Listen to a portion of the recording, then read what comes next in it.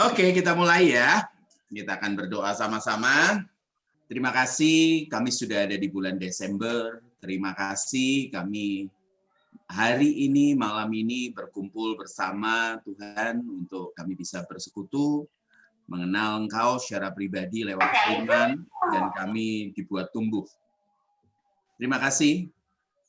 Pimpin kami, sertai kami dari awal, pertengahan, sampai akhir. Di dalam nama Tuhan Yesus.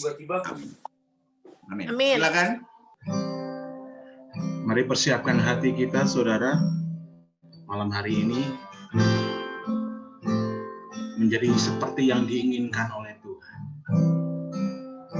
Biar malam hari ini setiap kita diubahkan oleh kebenaran firman dan Roh Kudus yang memimpin kita menuju keserupaan dengan Yesus. Mari siapkan hati kita, saudara, sembah dulu.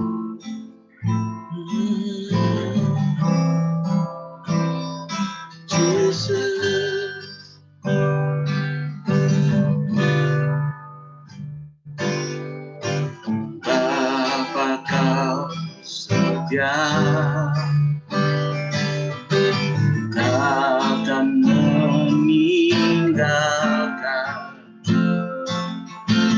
dan ku percaya Engkau milikku, aku milikmu. Kerinduanku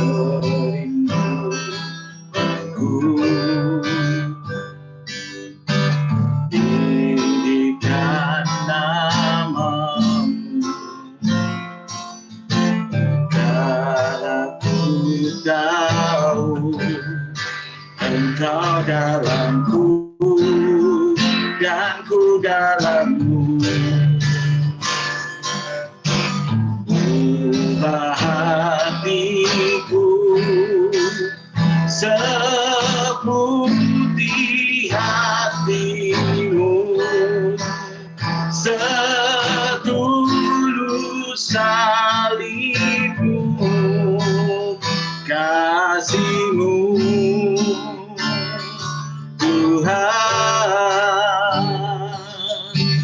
Biar mataku seperti matamu, pancarkan kasihmu, ku mau jadi sepertimu.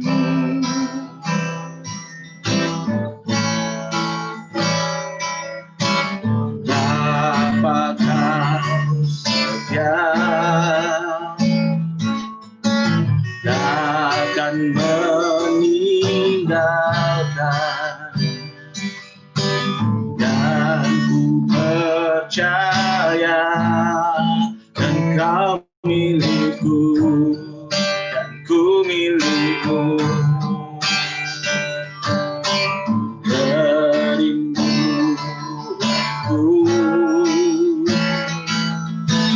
Tinggikan namamu, karena ku tahu Engkau dalamku dan ku dalammu.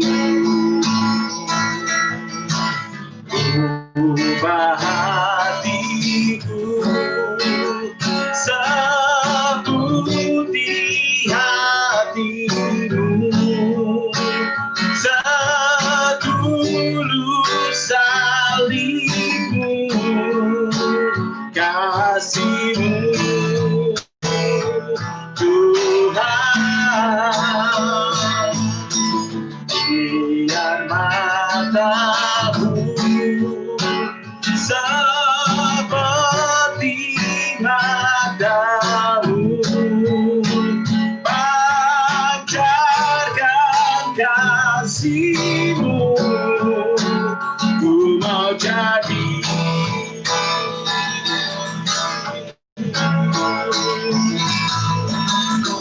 ubah hatiku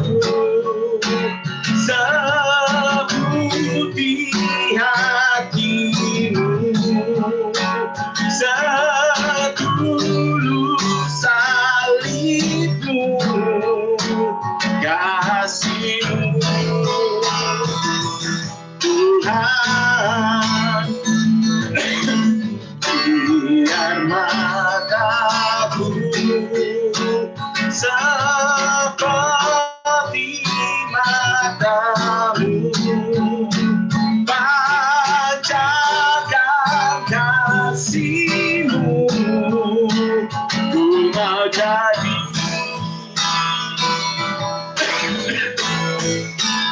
ku mau jadi,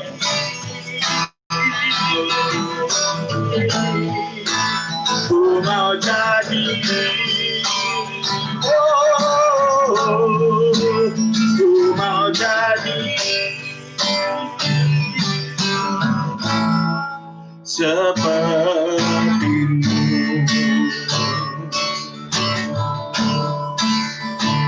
Seperti-Mu,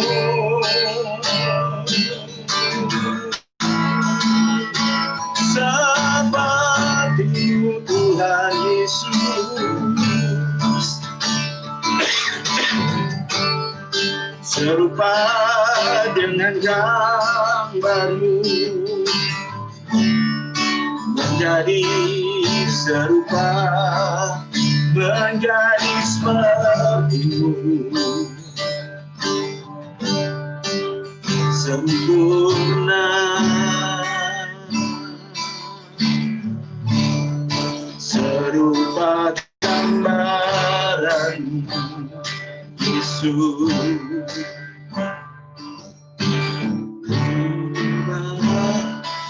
Hatiku seputih hati-Mu, setulus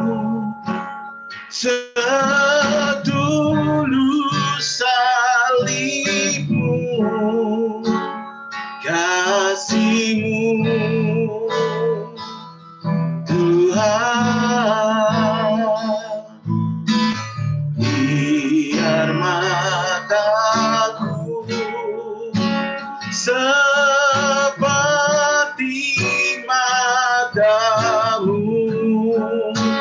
pancarkan kasih-Mu, ku mau jadi,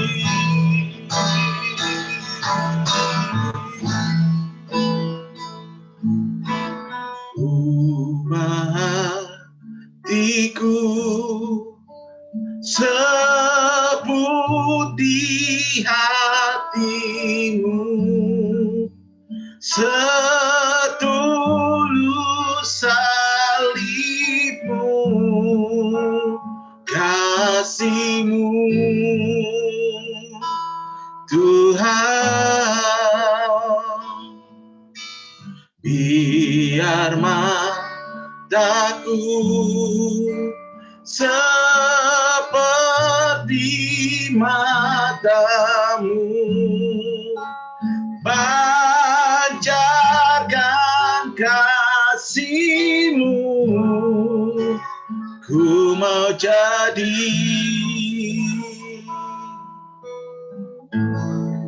seperti-Mu.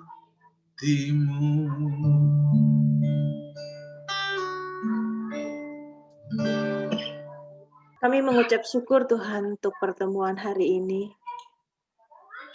Terima kasih kami ada waktu untuk bertemu bersama kembali Tuhan, walaupun melalui udara, melalui online Tuhan. Kami berdoa Tuhan, kiranya Engkau yang menyegarkan jiwa kami, menguatkan hati yang lemah, menguatkan iman yang lemah Tuhan, dengan firman. Taruh perkataan-Mu di dalam mulut Kak Son, di dalam hati Kak Son, di dalam pikiran Kak Son. Dan Engkau juga Tuhan secara pribadi berfirman kepada setiap kami. Tegur kami, ingatkan kami, kuatkan kami Tuhan. Untuk kami berjalan mengikuti rencana-Mu. Kau berfirman kepada kami lebih dari setiap kata-kata yang dapat diucapkan oleh hamba-Mu. Kau berbicara lebih daripada segala pengertian yang dapat kami mengerti, segala bahasa yang dapat diucapkan manusia. Engkau berbicara jauh ke dalam hati kami. Terima kasih Tuhan Yesus. Sertai pemberitaan firman malam hari ini di dalam nama Tuhan Yesus. Amin. Ya, shalom, shalom, shalom, shalom. Nah, kita belajar firman Tuhan ya. Kita sama-sama buka ya firman Tuhan dari Lukas pasal yang ke-15 ayat yang ke-11. Tapi kalau punya Alkitab kertas, saya rasa Bapak, Ibu, Saudara bisa dengan jelas lihat perikop-perikop yang ada gitu loh ya. 15 saja dulu. 15 mulai dari ayat yang 1 supaya kita bisa lihat. 15 ayat 1 dan dikatakan the parable of the lost sheep. Artinya perumpamaan tentang domba yang hilang. Tuhan Yesus kalau ngasih perumpamaan selalu bicara untuk mempermudah apa yang dibicarakan itu supaya bisa dimengerti oleh banyak orang. Sehingga orang-orang tersebut biasanya dengan kumpulan yang sangat banyak, mereka bisa pulang terus kemudian mereka bisa mendapatkan pengertian. Kalau kita di sekolah dulu belajar mengenai warna pelangi, kita bilang Michiku Hibiniu ya. Jadi ada jembatan pengertian supaya orang-orang tersebut bisa memiliki pemahaman, biasanya hal-hal yang sulit. Nah, kalau Yesus bicara mengenai perumpamaan, tentu perumpamaan ini ada maksud dalam. Yang Tuhan Yesus bicara ini pemahamannya, perumpamaannya mengenai keselamatan, tentang domba yang hilang, 100 domba, 99 ditinggal, hanya satu kemudian yang dicari, terus kemudian ayat yang 8 ke aneh, the parable of the lost coin, ya, perumpamaan tentang dirham yang hilang, di bawah kata 10 tuh, ayat 10 dikatakan, aku berkata kepadamu demikian juga akan ada sukacita pada malaikat-malaikat Allah karena satu orang berdosa bertobat. Itu bicara mengenai keselamatan. Jadi parable-nya itu seperti itu, perumpamaannya seperti itu. Nah, ayat yang ke-11 kita akan baca ya. Ayat yang ke-11, the parable of the prodigal son, ya. Anak yang hilang. Yesus berkata lagi, ya. Berarti Tuhan Yesus memberikan perumpamaan kepada orang banyak itu. Ada seorang yang mempunyai 2 anak laki-laki, ya. Jangan protes dikatakan, ibunya mana? Jangan. Ya. Ini perumpamaan. Bisa jadi peristiwa nyata, bisa jadi peristiwa yang hanya cerita, sebuah narasi prosa. Kata yang bungsu kepada ayahnya. Ini ada 2 anak, yang bungsu dengan yang sulung. Yang bungsu berkata, pasti nadanya jengkel, Bapak, berikan kepadaku bagian harta milik kita yang menjadi hakku. Lalu ayahnya membagi-bagikan harta kekayaan itu di antara mereka. Kalau kita periksa dengan jujur, maka firman Tuhan ini kita melihat dari apa? Kita melihat dari budaya orang-orang Palestina, budaya orang-orang Yahudi, ya. Daerah sana memang disebut Asia Kecil, tetapi jangan berpikir bahwa Asianya itu kayak Indonesia, Asianya itu kayak Hong Kong, tentu berbeda. Budayanya berbeda. Nah, kalau orang-orang Yahudi, ada satu hal yang sangat kurang ajar. Kalau ayahnya masih hidup, biasanya harta itu dibagi-bagi. Kalau ayahnya sudah mati, ayahnya akan memberi wasiat, milik ini tanah, rumah, misalnya keuangan, emas, ini akan jadi milik anak A, ya si sulung. Kemudian yang ini perkebunan akan jadi milik anak B gitu, anak yang bungsu gitu. Tetapi ini jelas salah pada saat dikatakan apa? Ada seorang mempunyai 2 anak-anak laki-laki dan dikatakan kata yang bungsu. Jadi pada saat ayahnya masih hidup ini kurang ajar. Ya, di budaya manapun ini kurang ajar. Terlebih lagi budaya Yahudi. Bapaknya masih hidup. Dikatakan yang bungsu minta warisannya selagi ayahnya masih hidup. Dan itu pedih.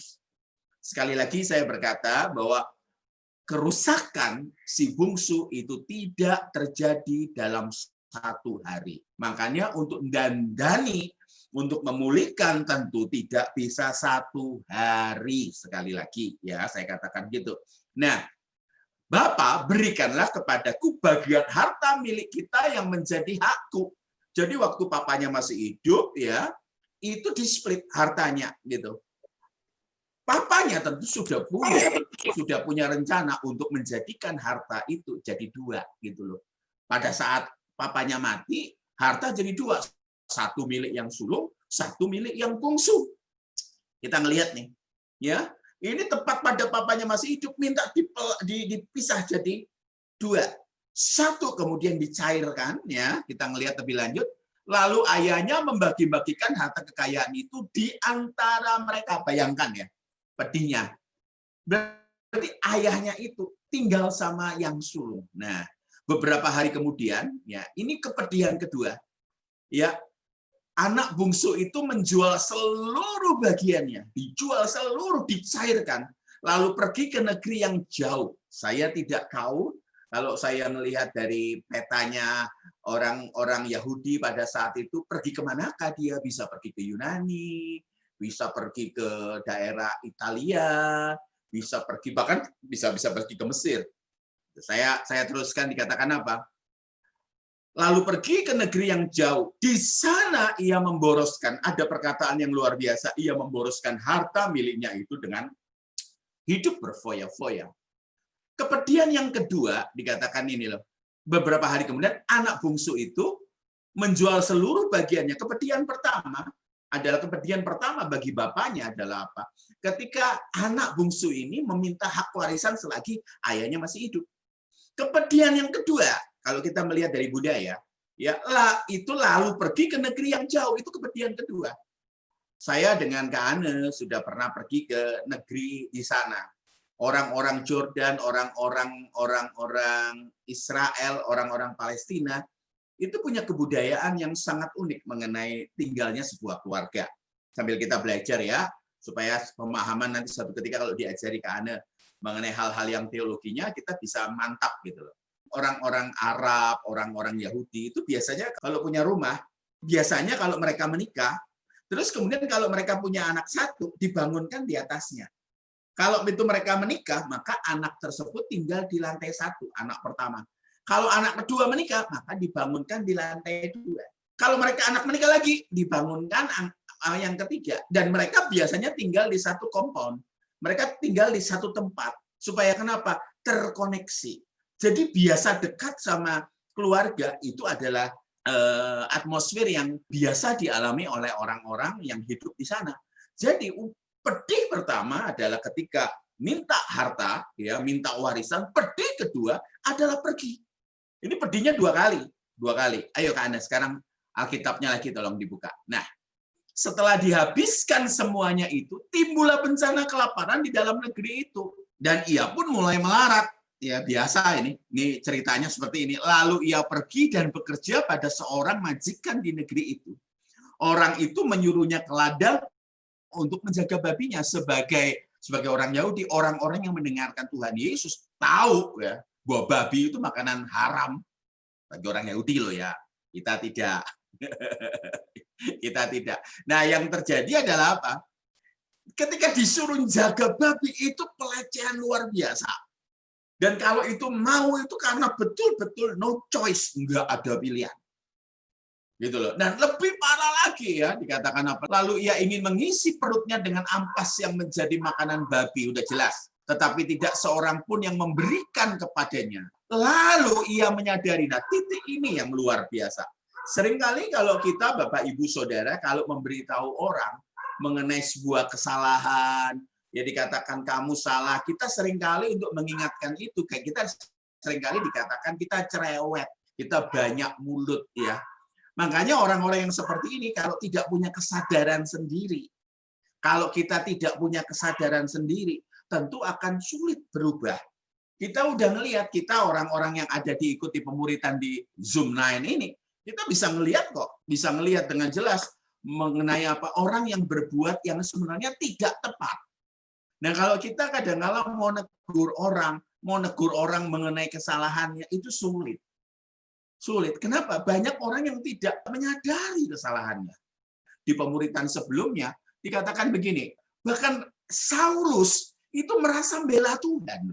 Makanya ketika dia pergi untuk apa? Menyesah, untuk menyiksa jemaat Tuhan, orang Kristen mula-mula, yang terjadi adalah apa? Tuhan bicara kepada dia, ditanya, siapakah kamu Tuhan? Jadi susah sekali. Tapi kalau ditulis dalam Alkitab itu amat sangat menarik. Dikatakan apa? Ini ada kesadaran, gitu loh. Dikatakan lalu ia menyadari keadaannya. Katanya, ini orang yang punya kesadaran itu lebih mudah. Makanya kalau saya dengan Kak Ana mengkonseling orang, ya tentu kita timbulkan, bangkitkan dulu, kamu itu salah atau enggak. Kalau enggak, selalu dirinya akan selalu nganggap dirinya benar. Kalau sudah ini ya nasi jadi bubur. Saya ingetin untuk mereka yang sudah menikah. Kalau sudah menikah, ya nggak bisa lagi tuker orang iso wijol. Ngerti? Kalau nasi sudah jadi bubur, tinggal dikasih kacang, tinggal dikasih cakwe, tinggal dikasih suiran ayam, jadi bubur ayam, gitu loh. Dibuat enak. Kenapa? Udah nggak bisa berubah. Makanya kalau sampai orang ngomong, ya gampang dong kalau menyelesaikan masalah. Kita belajar dari TK, SD dulu, kalau murid berantem disuruh salaman. Suruh salaman saja, nggak disuruh apa-apa. Di situ letak berbahayanya kita. Gitu loh. Kenapa? Karena kita nggak pernah tahu esensi. Salahnya apa? Makanya seringkali ada perkataan orang-orang Jawa Timur, tobatnya tobat tomat. Apa? Tobat mari ngono kumat. Baru tobat kumat lagi. Kenapa? Ya karena dia tidak tahu bahwa dia salah. Nah, ini dia ngaku dia salah. Terus yang luar biasa dikatakan di firman Tuhan ini, dikatakan apa? Bapa, aku telah berdosa terhadap surga dan terhadap Bapa. Aku tidak layak lagi disebutkan anak Bapa. Loh, ini loh saudara. Ini orang Kristen tuh tahu diri kayak gini itu menyelamatkan diri loh. Banyak orang Kristen tidak tahu diri gitu loh. Makanya muncul aliran-aliran, maafkan saya nyebut aliran-aliran seperti hyper grace. Rata-rata orang-orang yang percaya dengan grace yang kebablasan itu tahu saudara, rata-rata karena mereka punya masalah dengan diri sendiri yang tidak selesai. Akhirnya mencari pembenaran yang bisa excuses kelemahannya.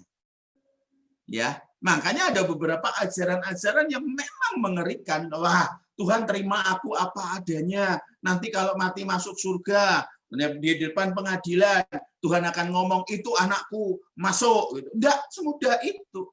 Justru karena Yesus mati di atas kayu salib, maka diadakanlah yang namanya pengadilan. Kalau Yesus tidak pernah mati di atas kayu salib, tidak ada pengadilan. Gitu. Yang ngadili adalah siapa? Tuhan Yesus sendiri. Pembenaran diri kita selalu berkata, saya kan hanya manusia. Lo jelas tahu yang diadili manusia. Anjing saudara tidak akan diadili. Yang punya kucing saudara nggak diadili. Yang diadili itu manusia. Istri saya Kak pernah ngomong begini, ya anjingmu, anjing kesayanganmu nggak akan ada di surga lo ya. Loh, ya jelas gitu loh. Kita diadili. Kenapa kita diadili? Nah, Yesus mati, justru itulah diadakanlah pengadilan. Makanya kita akan diadili menurut perbuatan. Iman itu ditunjukkan lewat perbuatan. Sekali lagi, kalau dikatakan Torah is my law, Torah itu hukum saya, ngikutin hukum Taurat, sejujurnya ada orang-orang yang bisa. Rasul Paulus bisa. Dengan tidak bercacat, dengan tidak bercela. Itu pun Rasul Paulus menyisakan dalam relung hatinya. Jangan-jangan aku ditolak. Rasul Paulus tidak takut penolakan manusia. Enggak takut. Tetapi dia takut. Ditolak oleh siapa? Ditolak oleh Tuhan. Dia takut dia meleset. Gitu loh. Makanya dikatakan sulit nggak ngikutin Taurat. Buktinya ada yang bisa. Tetapi sulitnya kekristenan adalah kita diajar di sini, pengajaran aslinya Tuhan Yesus diberkatakan, secara hukum kita tidak bunuh orang, karena tidak menghilangkan nyawa orang. Secara norma-norma masyarakat, kita tidak melakukan pembunuhan sama sekali. Tetapi kalau kita mau jujur, menurut firman Tuhan yang diajari Yesus, ya tingkatnya dinaikkan. Nah, kalau di emas itu bagaimana cara memurnikan emas? Kasih api. Orang Kristen mesti ngerti. Soal membunuh itu bukan menghilangkan nyawa orang, sama yang seperti diajarkan oleh agama-agama yang lain atau kepercayaan-kepercayaan yang lain. Bahkan diambil oleh hukum Republik Indonesia dan hukum bangsa-bangsa. Membunuh itu menghilangkan nyawa orang. Tetapi kekristenan mengajarkan, Tuhan Yesus mengajarkan, membunuh itu jika kamu benci saudaramu. Itu susah. Makanya kalau dikatakan Torah is my law, nggak bisa buat kita. Kita dikatakan apa? Iya. Jesus is my law. Tuhan itu hukumnya. Hukumnya apa? Sudahkah apa yang kita lakukan itu menyenangkan Tuhan? Loh, kita bisa kelihatan kok. Bapak, Ibu, Saudara, dan adik-adikku, kita bisa kok kelihatan pelayanan. Kita bisa melakukan pelayanan. Tetapi hati kita, motifnya berbeda. Nah, karena motifnya berbeda, itu bukan pelayanan. Engkau melayani bukan melayani perasaan Tuhan, tetapi melayani agenda pribadimu. Itu yang bahaya. Itu yang bahaya, itu kemelesetan fatal. Ya, engkau bisa hidup di rumah, engkau bisa satu tempat tidur dengan istrimu, tetapi belum tentu hatimu mencintai istrimu, gitu loh. Makanya kalau suami-suami ya, handphonenya di password, kemudian kalau istrinya nyentuh handphone, tiba-tiba adrenalinnya naik dan tekanan darah tiba-tiba jadi tinggi, pertanyakan itu. Pria-pria yang hidung belang, ya pria-pria yang tebar pesona bisa ngomong I love you Senin sama A, terus kemudian sama si B I love you juga, ku cintai engkau gitu. Ya, makanya kalau istrinya kalau di telepon gitu yang muncul bukan sayang, tahun pertama sampai tahun kelima mungkin ngomongnya sayang. Tahun ke-6 sampai ke-10 tulisannya satpam telepon gitu. Makanya sekali lagi, jangan pernah berpikir saudara sudah jadi anggota gereja, apalagi sudah melayani. Saudara pikir, kalau aku sudah melayani, sudah jadi anggota gereja, pasti jos mati masuk surga. Belum tentu. Dosa itu kalau diterjemahkan, dosa itu banyak kata-katanya. Salah satunya adalah hamartia. Hamartia itu meleset. Nah, jangan-jangan kita meleset. Makanya dikatakan apa? Ya, saya sering kali ngomong berzina. Berzina itu bukan melakukan hubungan seksual di luar nikah. Tetapi kalau kita mau jelas firman Tuhan, jika kamu melihat wanita dan tergeraklah syahwatmu, bayangin loh. Bayangin, mencuri juga gitu. Kalau kamu mengingini milik orang, aduh. Makanya banyak orang yang tidak sadar gitu loh. Kekristenan yang selama diajar yang membuat banyak orang meleset, yang tidak mengajarkan memindahkan hati ke surga. Mengajarkan orang-orang itu hidupnya diberkahi, hidupnya dilimpahi. Wah, coba bayangin. Hidupnya dibuat gampang, seolah-olah Tuhan itu adalah security, terus kemudian kayak jelahut itu loh, saudara. Tuhan tidak pernah mengajarkan engkau akan, wah kalau ikut Tuhan, hidupmu akan dilimpahi, hidupmu akan aman, hidupmu tidak ada sakit penyakit. Enggak bisa. Kita justru orang Kristen, kita hidup diajar untuk apa? Bertanggung jawab. Makanya tanya, Nine ini ngajar apa? Kita ngajar kembali kepada ajaran Tuhan Yesus di Injil murni. Kita ngajari supaya kita hidup dalam kekudusan. Banyak orang-orang Kristen, kalau bicara mengenai kekudusan, langsung sensi, saudara. Kenapa? Karena mereka berpikir, aku kan manusia. Nah, yang ngerti loh saudara manusia. Masa kecebong? Coba saudara kalau jadi guru di sini ada Yuni di sini. Coba Yuni bilang, kalau Yuni ngasih tugas sama murid-muridnya, terus murid-muridnya ngomong gini, saya kan hanya murid. Loh, Raisa. Gitu loh, enggak bisa. Kan kita hanya manusia, kita dituntut. Makanya jadi Kristen itu artinya memiliki keserupaan dengan Yesus. Hidupnya seperti Yesus, cara pikirnya seperti Yesus, gaya hidupnya kayak Yesus, kesederhanaannya kayak Yesus. Lah, kalau kita nggak mau hidup kudus, mau-maunya sendiri, piye?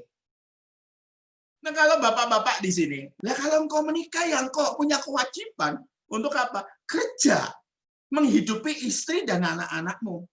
Itu mau nggak bisa, saudara. Uripmu mainan game terus, mainan game, nggak bisa. Kamu punya kewajiban kalau jadi suami untuk menghidupi istri dan anak-anakmu. Itu kewajiban, bukan pilihan. Ngerti ya, saudara? Jadi kalau engkau pelajar, engkau punya kewajiban untuk belajar sampai selesai. Nah, kalau kita jadi pengikut Yesus, kewajiban kita, bukan pilihan, untuk hidup seperti Yesus. Baptisan itu diterjemahkan kesediaannya kita untuk mengikuti jalannya Tuhan Yesus. Manusia lama kita mati dan kita berjalan menuju apa? Keserupaan dengan Yesus. Makanya tanya sekarang, imannya seperti Abraham itulah iman yang sukar. Karena iman yang ditunjukkan lewat perbuatan. Itu sukar, saudara. Lah selama ini iman itu diterjemahkan sebagai apa? Coba kalian lihat. Iman itu diterjemahkan sebagai apa? Alat paksa. Ibrani 11 ayat 1. Kan seringkali iman dasar dari segala sesuatu yang tidak kelihatan dan bukti dari segala sesuatu yang kita harapkan. Dipikir kalau Tuhan, wah kalau ini pokoknya aku punya iman, pokoknya percaya saja. Ya, wis pokoknya percaya. Percayanya mistik, saudara. Udah percaya, maka mobil ini jadi milikmu. Makanya pulang gereja, di tempat parkir, bisa megang mobilnya orang. Di dalam nama Tuhan Yesus, iki milik kula. Kan repot. Toh. Delok bojone wong ditumpangi tangan, iki milik kula piye toh. Lihat koko-koko ganteng gitu, gimana caranya kesenggol sidik. Aku senggol dia dalam nama Yesus akan jadi jodohku. Raiso. Iman itu pada satu titik, orang akan mengerti bahwa saudara akan menuruti kehendak Tuhan. Itu iman. Makanya kalau saudara baca Ibrani 11, saudara akan lihat. Tokoh-tokoh iman itu tidak mendapatkan apa yang mereka harapkan di bumi ini. Lah kok bisa loh? Muncul pengajaran-pengajaran, visualisasikan apa yang kamu minta. Oh, ini para pemuda-pemuda yang belum punya jodoh memvisualisasikan. Ya, yang noni-noni yang belum dapat jodoh memvisualisasikan. Tingginya 175, matanya biru. Wah. Ya, terus kemudian rambutnya panjang, rada kriwul sedikit di ujung-ujungnya. Ya, kerjaan mapan, minimal S3, S2 lah, misalnya seperti itu. Punya mobil, ya mobil buat belanja sendiri, mobil buat jalan-jalan sendiri. Divisualisasikan. Itu bukan kehendak Tuhan. Pernah memang jaya pengajaran-pengajaran seperti itu. Tetapi mistik sekali, saudara. Orang jelas Ibrani 11 itu bicara mengenai apa kok? Ibrani saudara periksa di ayat-ayat terakhirnya. Dikatakan apa? Mereka tidak mendapati apa yang mereka harapkan. Sebab yang mereka harapkan mengenai iman justru ada di mana? Di belakang tabir yang namanya kematian. Di mana itu? Langit baru, bumi baru. Gitu. Satu ketika kita belajar mengenai Yerusalem baru. Kalau kita ngomong, kita kembali lagi hidup kudus. Kalau saya bicara ini tuh kadang-kadang saya diketawain orang. Ya diketawain karena mereka nggak ngerti aslinya.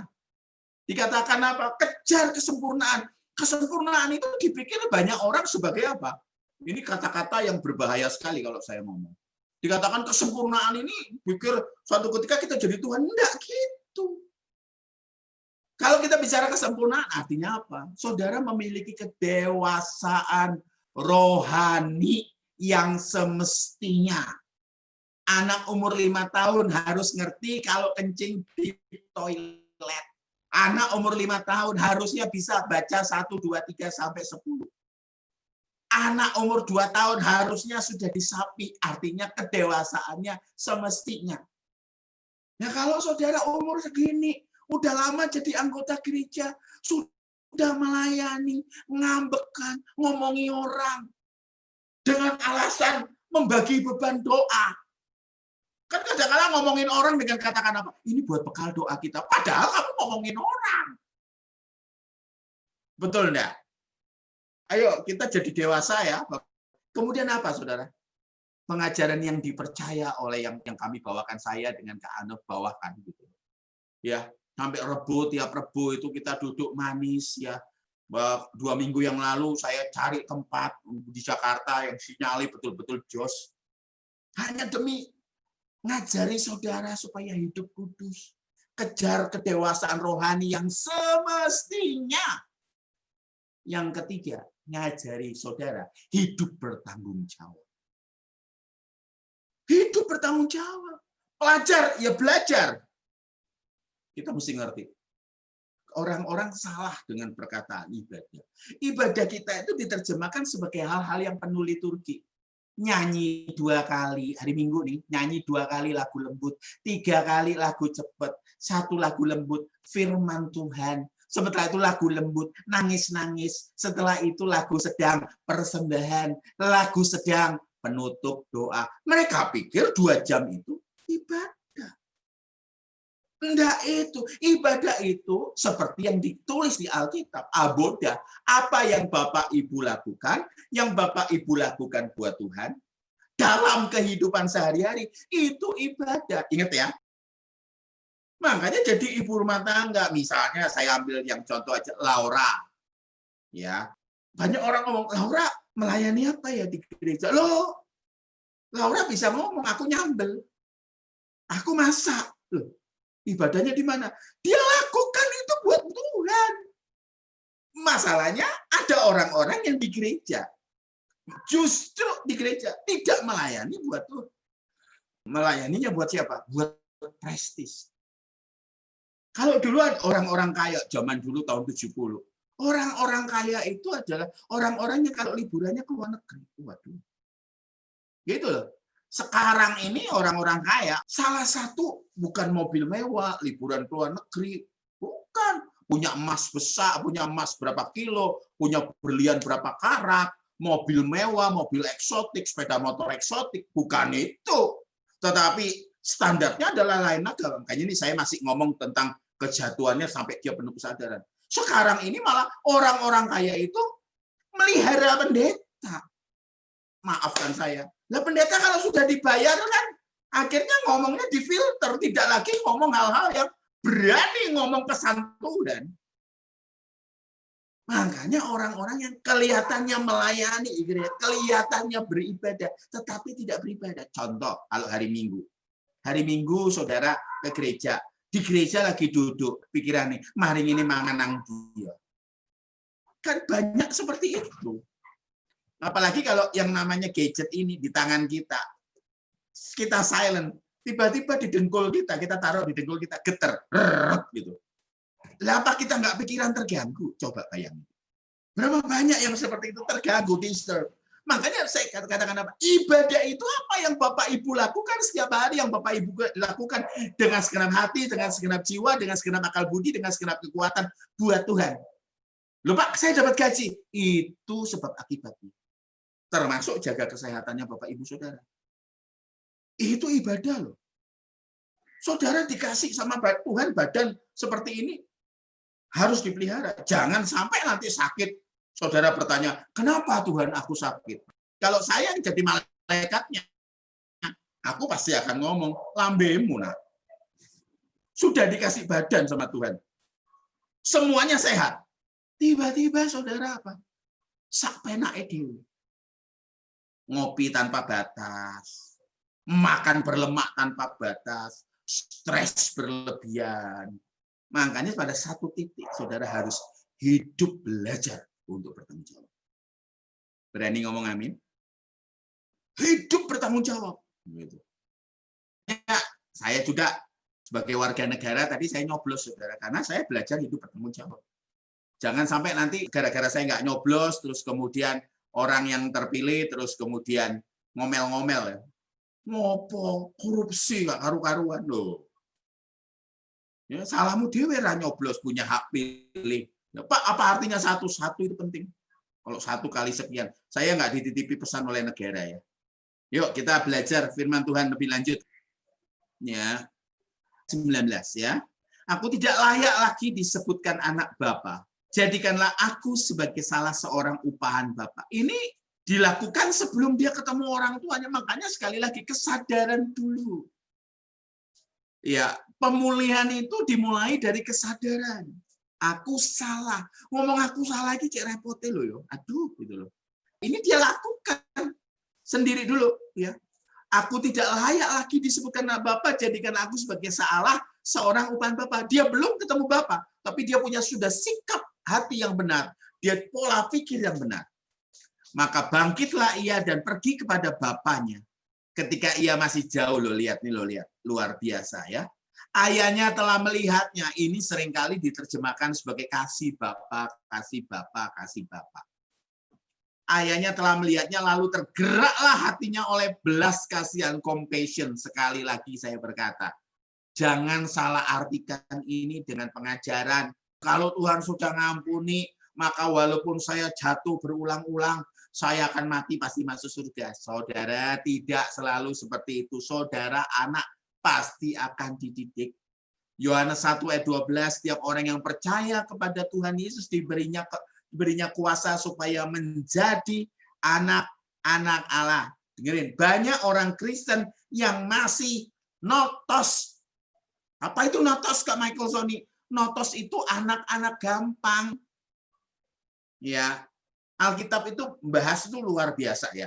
Ada notos, anak-aanak gampang, maaf, anak haram, ya. Huios, anak-anak dengan kedewasaan penuh, ya. Ada lagi yang dinamakan apa? Paidion, anak yang bisa diajar. Nah, yang ada di grup ini banyak yang paidion. Kita menuju dari notos ke huios. Banyak orang Kristen yang masih apa? Hidupnya kekanak-kanakan, belum dewasa. Kalau anak belum dewasa, bisanya hanya nuntut. Coba lihat kekristenan kita, kekristenan yang seperti apa? Nuntut toh. Kristen kita penuh nuntut gitu loh. Nuntut Tuhan ini, makanya saya katakan tadi, nuntut diberkati, nuntut dilimpahi, nuntut dijaga, nuntut dibuat mudah. Terus pertanyaannya begini sekarang pada Bapak Ibu Saudara dan adik-adikku. Apa yang kita sudah berikan buat Tuhan? Anak-anak masih dalam format notos, dalam area notos, anak-anak gampang, selalu hidupnya dipenuhi dengan nuntut. Gitu. Kadang-kadang orang-orang kayak gini yang sudah pelayanan, pada saat dia ngadepi masalah, dia kan pasti akan bicara, Tuhan aku kan sudah melayani engkau, lah kok koyong ini? Aku kan sudah memberikan persembahan, udah ngasih perpuluhan, lah kok koyong ini? Nuntut ke Tuhan seperti itu. Seolah-olah kalau memberikan perpuluhan, ya, kalau sudah memberikan kepada Tuhan, maka dia dapat pengembalian dari Tuhan adalah apa? Hidup dijaga, kerjaan diberkati, bisnis diberkati, aman sehat, mati masuk surga. Enggak gitu. Kalau saudara memberi kepada Tuhan dan menuntut Tuhan untuk menjaga saudara, melindungi saudara, itu bukan persembahan. Itu uang keamanan, jasa preman. Betul enggak? Kalau saudara memberi untuk di pengembalian, itu bukan persembahan. Itu apa? Dagang. Investasi. Makanya saya nggak pernah ngajari saudara investasi kerajaan Allah. Kalau beri dari hati. Gitu loh.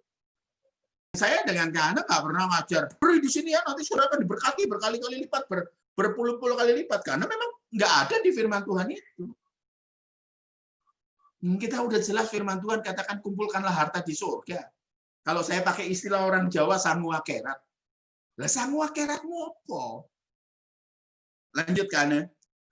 Kata anak itu kepadanya, Bapak aku telah berdosa. Ini loh. Kesadaran, satu titik awal. Kesadaran. Saya kalau konseling sama Kane itu ya, konseling ada orang datang ke sini. Kita berikan kesadaran. Kamu itu sakit jiwa. Kamu itu dirasuki setan. Kamu itu malas. Kamu itu kekanak-kanakan. Kamu itu berdosa. Kan kadang-kadang orang tidak bertanya, saya selingkuh. Kenapa? Karena istri saya seperti ini. Loh, sadar dulu, jangan banyak alasan.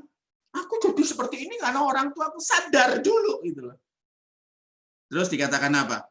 Tapi ayah itu berkata kepada hamba-hambanya, lekaslah bawa kemari jubah yang terbaik. Pakaikanlah itu kepadanya dan kenakanlah cincin pada jarinya dan sepatu pada kakinya. Dan ini saudara perhatikan. Dan ambillah anak lembu tambun itu. Kalau orang-orang di bisnis perdagingan, ini jenis sapi yang mahal.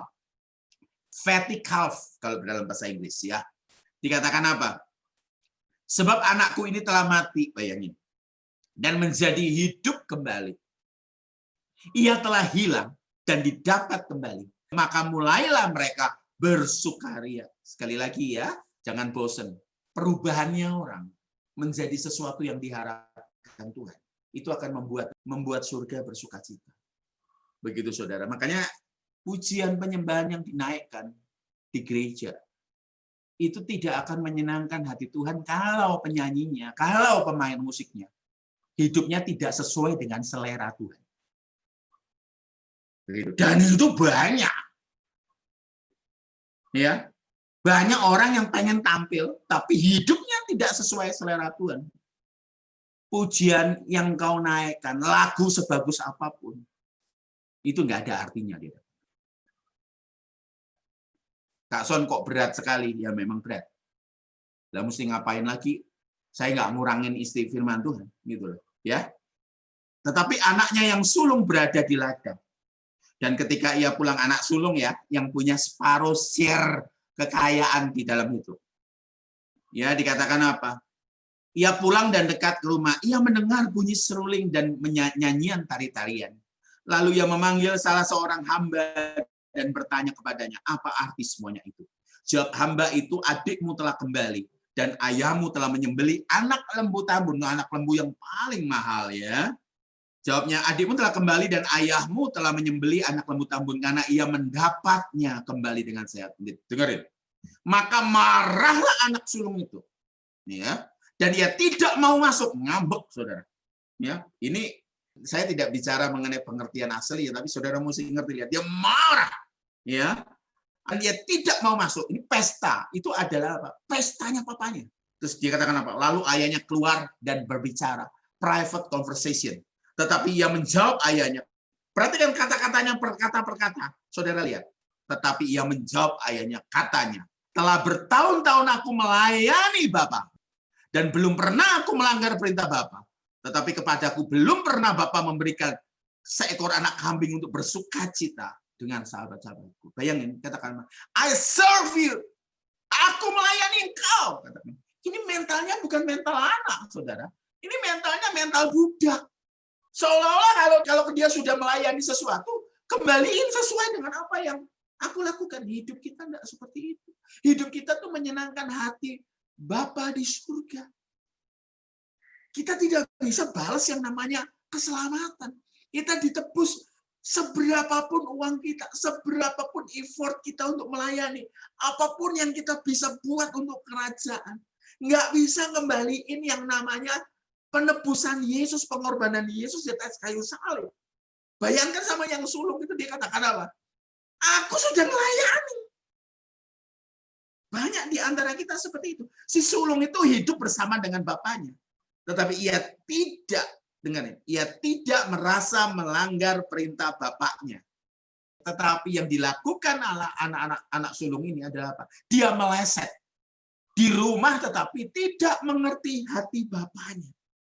Makanya sekali lagi saya katakan, terhilang itu bukan berarti tidak jadi anggota ke gereja atau tidak pergi ke gereja.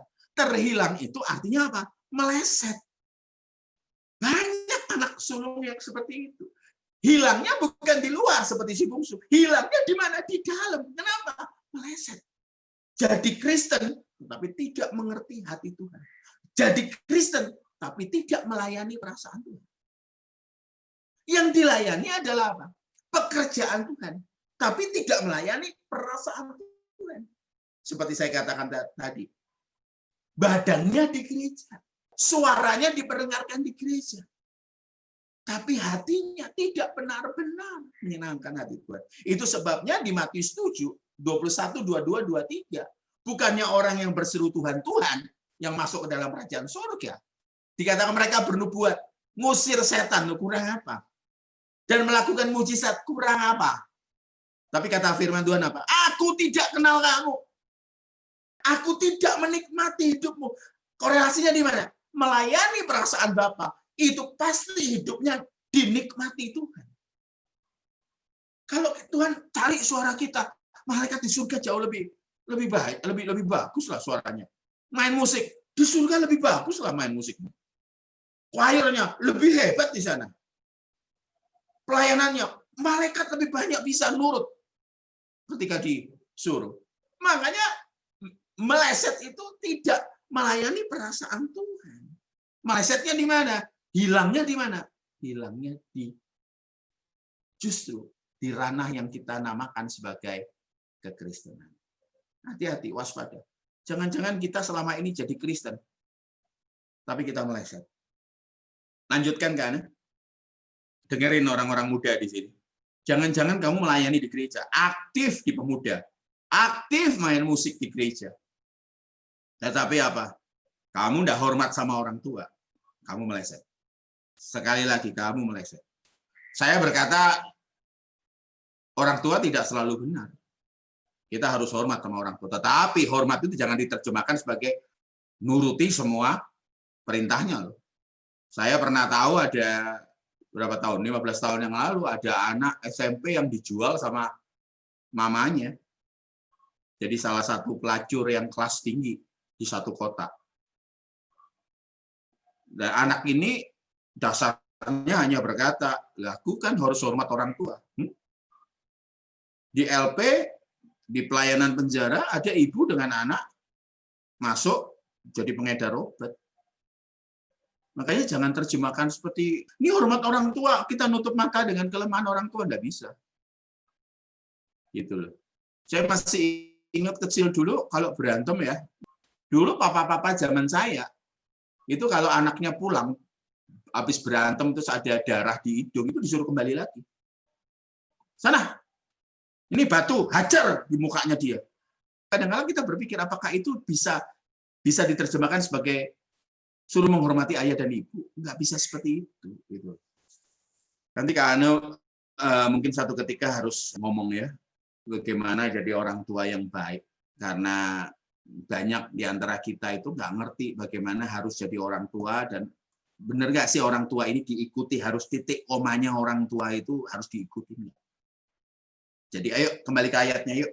Tetapi ia menjawab ayahnya, katanya, telah bertahun-tahun aku melayani Bapa dan belum pernah aku melanggar perintah Bapa. Tapi kepadaku belum pernah Bapa memberikan seekor anak kambing untuk bersukacita dengan sahabat-sahabatku. Bayangin saudara, orang ini punya agenda sendiri untuk bersenang-senang dengan kelompoknya sendiri. Jangan tersinggung saya bicara ini ya. Di 9 discipleship, Bapak, Ibu, Saudara diajar untuk memiliki kedewasaan. Kita genre-nya beda. Jadi kalau saudara mau lihat ada genre yang suka kumpul-kumpul hanya untuk ketawa-ketawa, untuk lucu-lucuan, kami nggak ngambil genre itu. Kalau musik itu kami ngambil genre itu. Kami punya genre sendiri. Kami mau bawa Bapak, Ibu, Saudara, dan adik-adik saya untuk masuk surga bareng. Makanya kita tidak berlelah-lelah untuk bersenang-senang. Gitu. Ya sesekali kita jalan-jalan, sesekali kita makan-makan, tetapi apa? Kita tidak bosan hidup untuk itu. Ya umurnya kalau udah umur anak-anak, ya kalau playgroup ya pasti isinya main-main. Kelas 1, kelas 2, kelas 3 masih banyak mainnya. Tapi kalau sudah SMP, SMA, apalagi mau masuk perguruan tinggi, sudah tidak bisa main-main. Makanya kalau Bapak Ibu Saudara ngomong, kok nggak enak ya di 9 ya? Kenapa? Kok diajari untuk hidup kudus, hidup tanggung jawab, memindahkan hati ke surga? Karena hidup kita di bumi ini terbatas, hanya 70-80 tahun. Setelah itu, the real life mulai dari mana? Dari balik yang namanya kematian. Masalahnya hidup kita ini kekal. Kekalnya di mana? Kekalnya di surga atau di neraka. Jadi, jangan punya agenda sendiri. Orang waktu kita ini terbatas, apalagi adanya COVID. Waktu kita yang terbatas ini, aduh, waktunya mepet. Saudara percaya sama saya. Dengerin ya, orang berapa ini? Orang 67. Dengerin sungguh-sungguh. Saudara akan menyesal sekali. Buang-buang waktu. Kalau saudara ada di depan, saudara berhadapan dengan yang namanya apa? Kematian. Saudara akan nyesel sekali kalau saudara satu ketika berhadapan, saudara ada di tempat tidur pembaringan terakhirmu, di mana banyak kabel, di mana banyak selang, dan saudara dengar itu suara tatitut, waduh. Saudara ngelihat di situ, saudara akan katakan, andai aku nggak buang waktu. Coba di pembaringan terakhir. Di sini saya lihat adik-adik saya ada yang pernah kena COVID. Orang-orang yang kena COVID, saudara, pertama kali mikirannya pasti jelek dulu. Sebab mati. Puji Tuhan nih, hidup nih orang-orang ini. Bayangin di pembaringan terakhir gitu loh. Saudara akan menyesali motif saudara melayani dengan cara yang salah. Saudara akan nyesel sekali saudara pernah berbuat ini musuhan. Harusnya saudara bisa membangun pertemanan, tapi justru musuhan. Coba bayangin saudara. Mending kalau ada pembaringan terakhir. Kalau nggak ada pembaringan terakhir gimana? Kayak naik pesawat, tiba-tiba langsung jatuh. Saya dengar rekaman pesawat jatuh itu orang teriak-teriak, saudara. Setelah itu senyap. Kenapa? Pingsan semua. Sadar-sadar sudah di alam baka. Kalau masih ada pembaringan terakhir, masih ada kesempatan loh. Minimal ada kesempatan untuk memperbaiki diri. Minimal.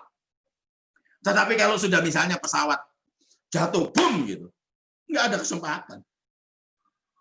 Makanya manfaatkan waktu yang ada. Kason kok serem banget sih malam ini. Kita mau tutup tahun, justru karena mau tutup tahun, karena biasanya awal tahun atau akhir tahun, kita banyak janji sama Tuhan. Hati-hati ya. Janji yang kita tidak bisa tepati. Tuhan, aku mau berdoa. Aku mau baca Alkitab sampai selesai. Aku mau punya jam doa. Aku punya relasi sama mama papa. Tuhan, aku mau sungguh-sungguh belajar. Waduh, malaikat ngomong janji-janji. Betul nggak? Ayo yang buat janji di awal tahun. Tahun 2021 kita nggak tahu apa yang akan terjadi. Ini vaksin datang. Satu pesawat.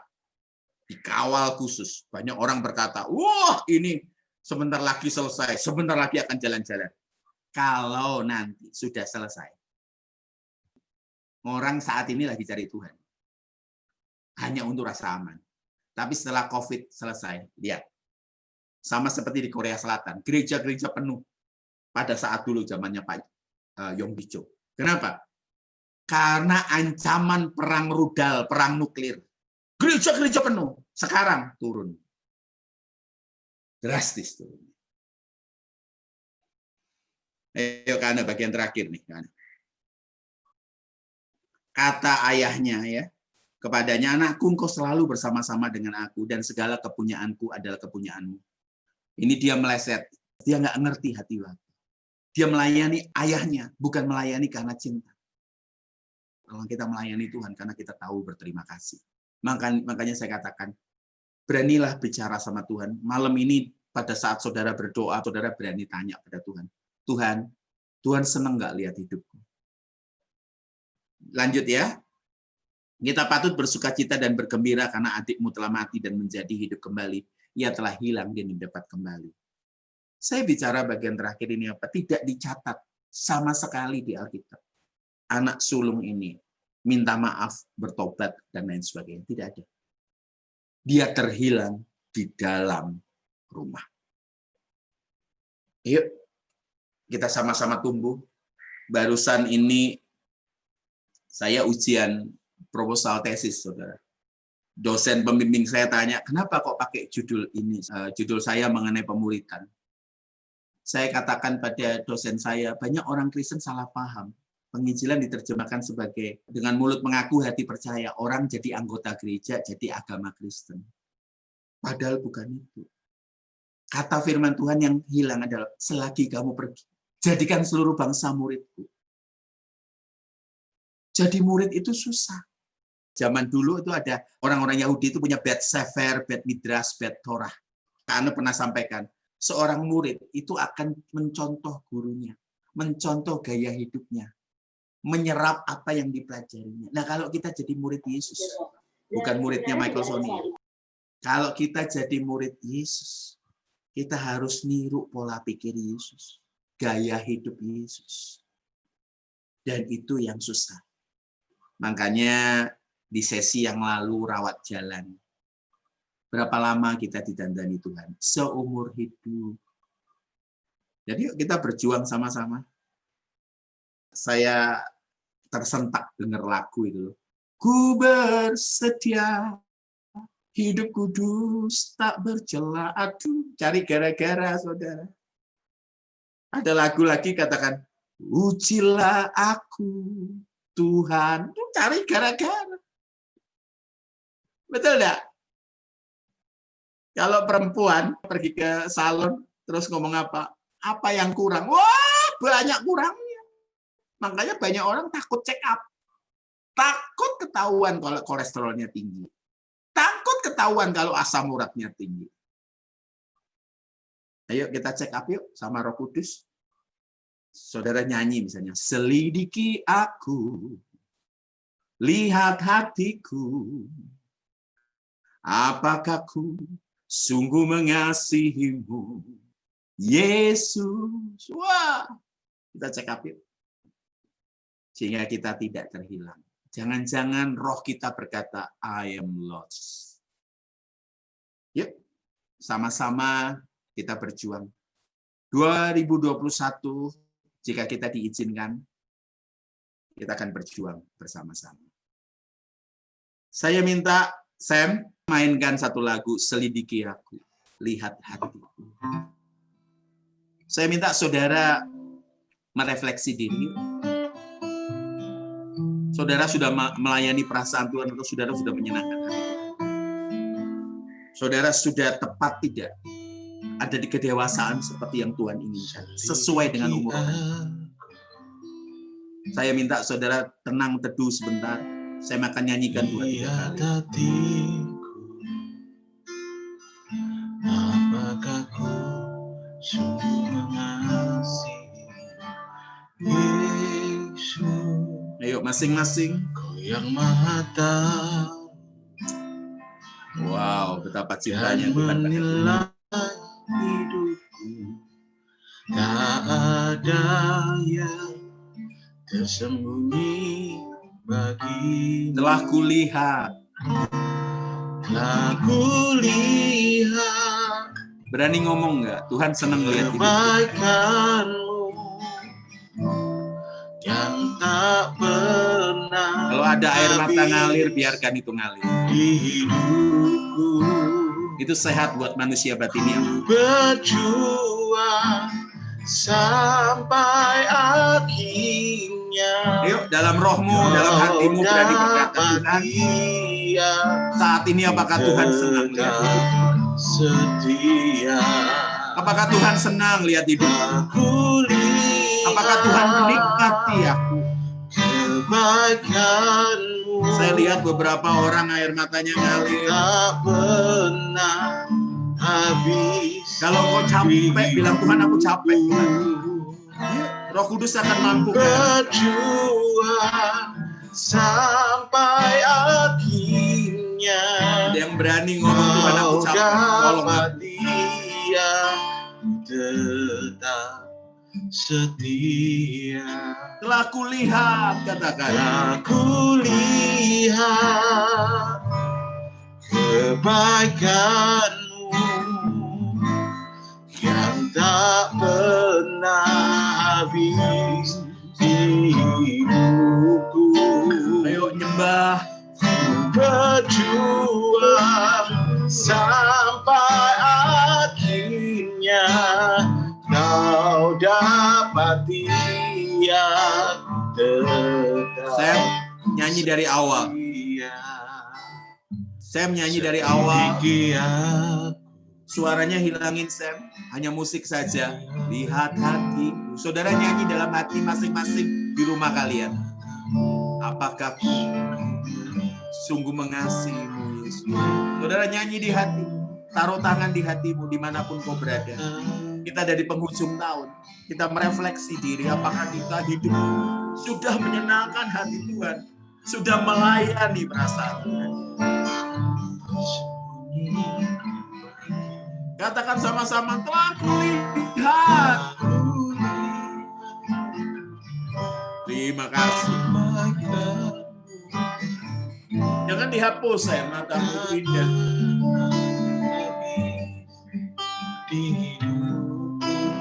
Saya dengar, bisa dari sini hatimu teriak, aku tidak kuat Tuhan.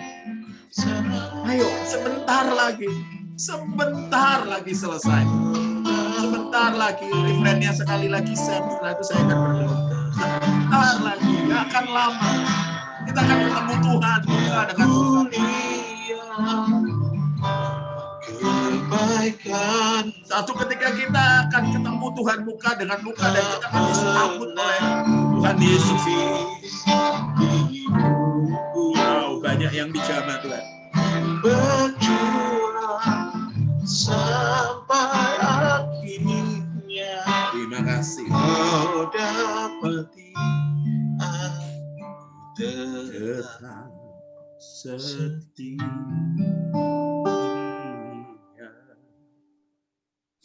Malam ini kami datang Tuhan. Ada kemungkinan kami sesat. Ada kemungkinan kami terhilang, tersesat justru ketika kami mengaku kami melayani Tuhan.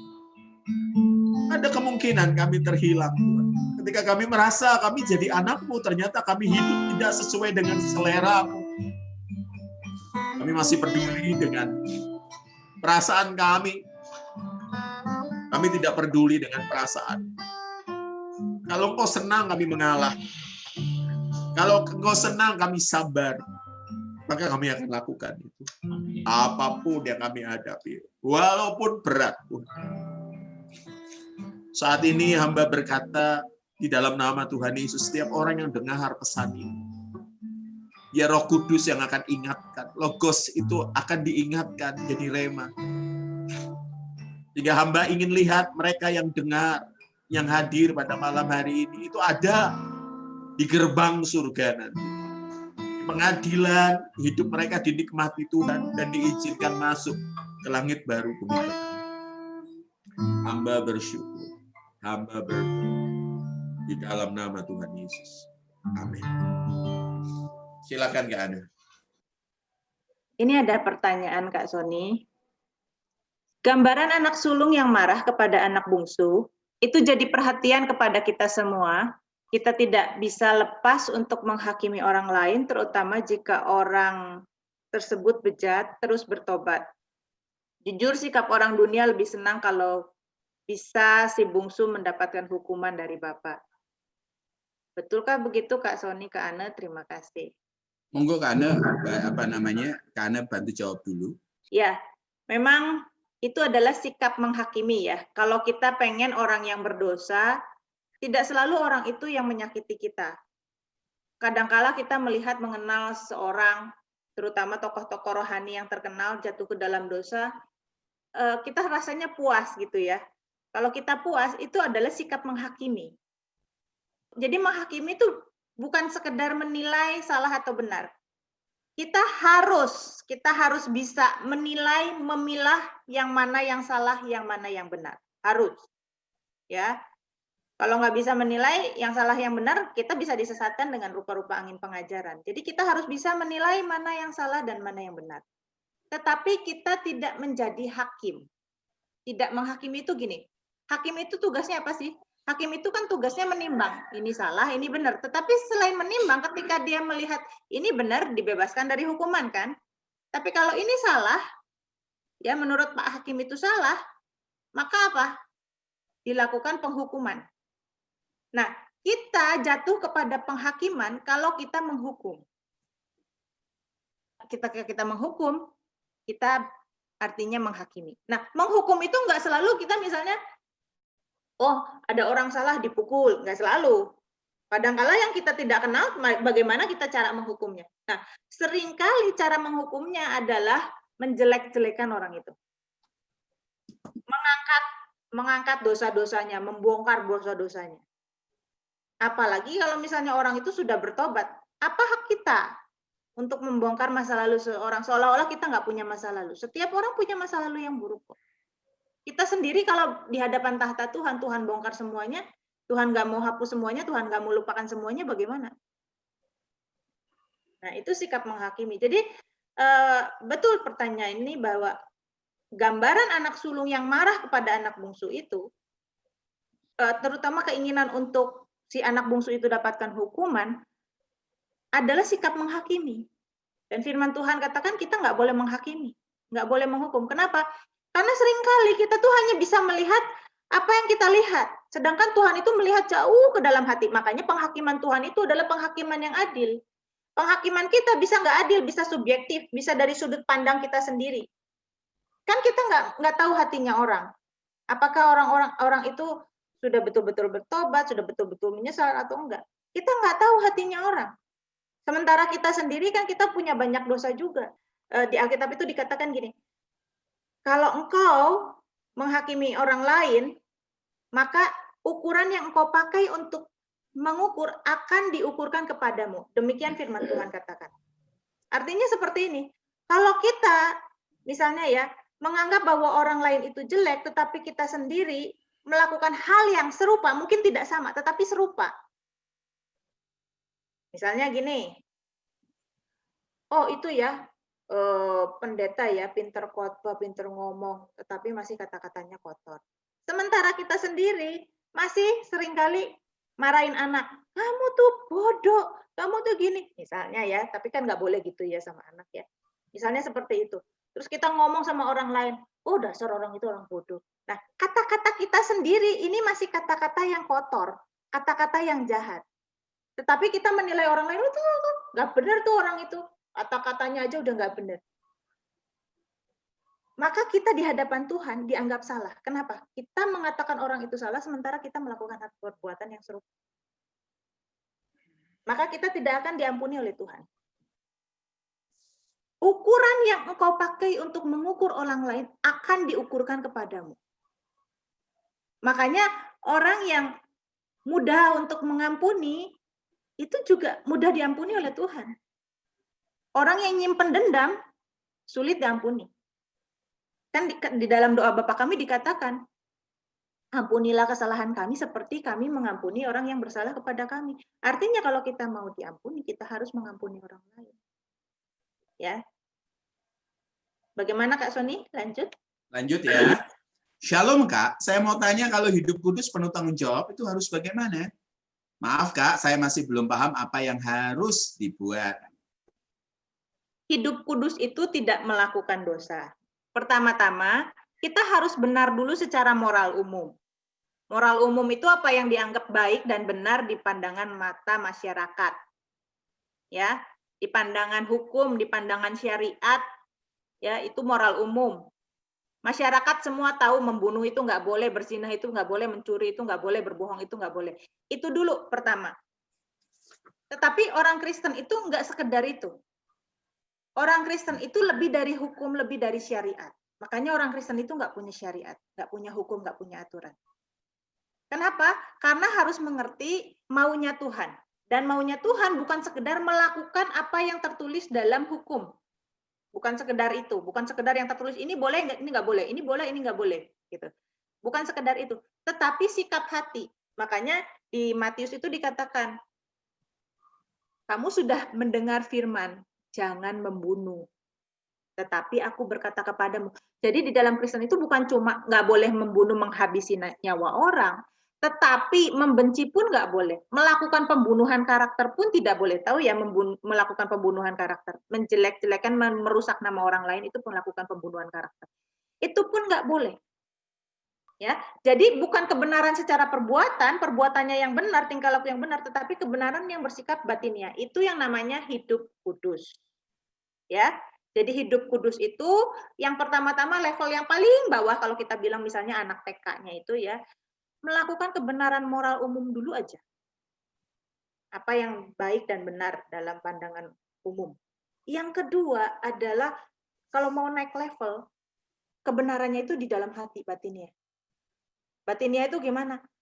Kalau misalnya dulu orang lain lakukan salah sama kita, kita menyimpan dendam, dalam hukum itu nggak ada, dalam syariat itu nggak ada. Boleh atau nggak boleh ngedendam itu nggak ada. Tapi dalam Kristen nggak boleh ngedendam. Nyimpan kesalahan orang pun nggak boleh. Nah, misalnya seperti itu. Itu hidup kudus, ya. Terus hidup penuh tanggung jawab itu gimana? Ada bagian kita dan ada bagian Tuhan.